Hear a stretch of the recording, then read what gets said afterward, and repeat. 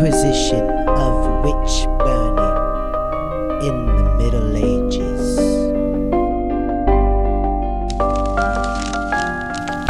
During the early modern period of European history, stretching from roughly 1450 to 1750, thousands of persons, most of them women, were fried for the crime of witchcraft. About half of these individuals were executed, usually by burning. The essential process in combating witchcraft was discovering who the witches were. Witch hunting involved the identification of individuals who were widely believed to be engaged in a secret activity. Witches were hunted, therefore, in the same way that members of an underground movement or secret organization would be hunted today. The Malleus Maleficarum was the handbook for all people judging witches, appointed by Pope Innocent VIII.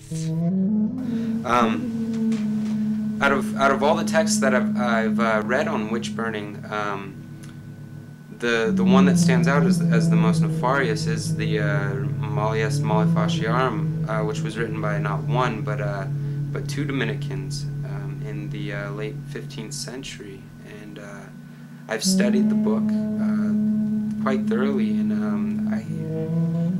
it's unbelievable.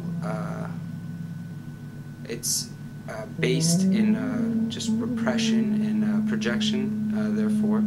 And so in it you'll find that it's very, very sexual, and in it you'll find the repression or the fears of our own sexuality, the fears of the nighttime, of darkness, the fear of women, and so all of that is it's all found in the text, and it's highly influential.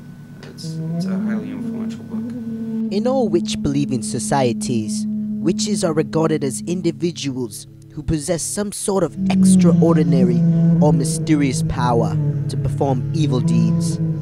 The essential characteristics of these deeds are that they are magical rather than religious, and harmful rather than beneficial. The emergence of the belief that witches were not merely magicians but also devil worshippers changed the nature of the crime of witchcraft.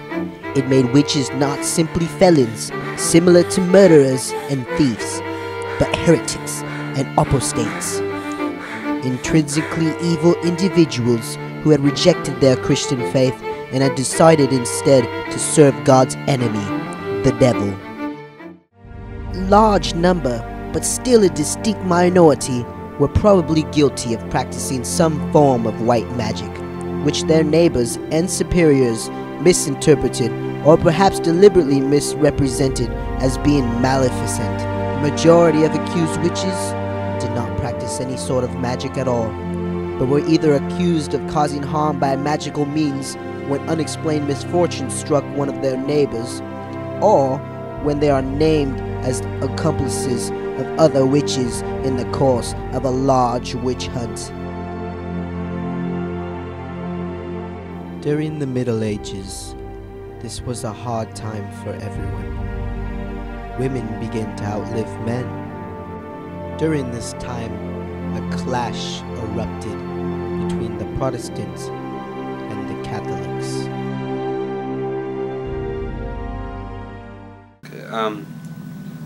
Well, in the development of societies, as women tried to find their place within the society,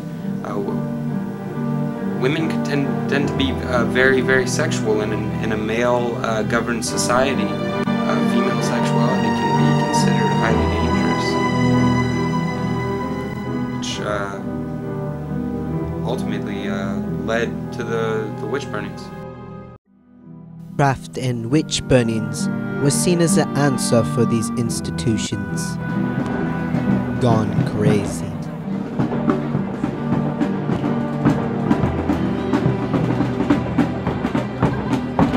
The Middle Ages were an age of superstition.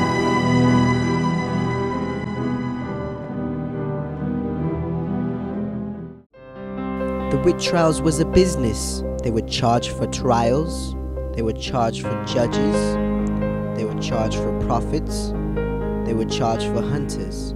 The witch trials provided employment for lawyers, judges. All kinds of employment grew during the witch trials.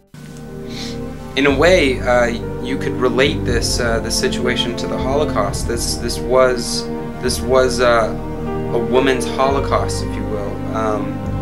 In the course of about 300 years, the high estimate is that there were roughly 9 million women who were burned and killed. Accused witches were stripped, shaved, and walked backwards in all rural cities. Torture was the easiest way to get a witch to confess.